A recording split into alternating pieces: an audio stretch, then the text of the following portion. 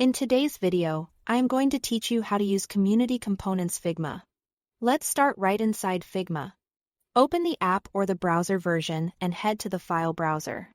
From there, select the Community section.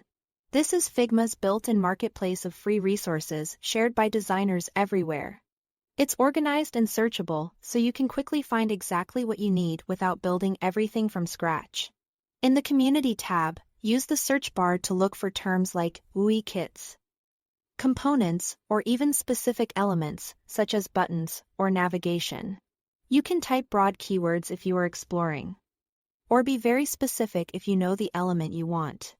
As results load, glance over the thumbnails to get a feel for the style and open listings to read short descriptions.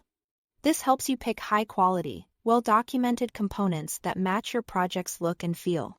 When you find something useful, click Open in Figma. This action duplicates the file to your drafts so you can use it right away.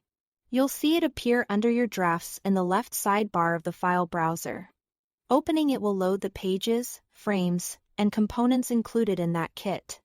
Think of this as your personal copy. You can explore it safely without affecting the original shared by the creator. With the file open, switch to the Assets panel, usually next to the Layers panel on the left. The Assets panel is where components live.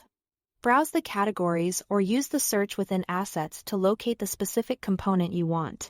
Then simply drag an instance from the panel onto your canvas. You can drop it into any frame or page you are working in, and it comes in ready to use with all its styling and structure intact. Once an instance is on your canvas, you can customize it without breaking the connection to the main component. Change text to match your content, adjust colors to fit your brand, and resize elements to suit your layout.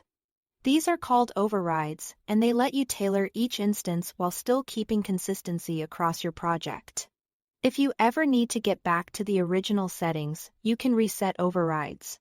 And if the main component in the file is updated later, your instances can inherit those improvements, helping you maintain a consistent design system with minimal effort. That's all to it. Thanks for watching.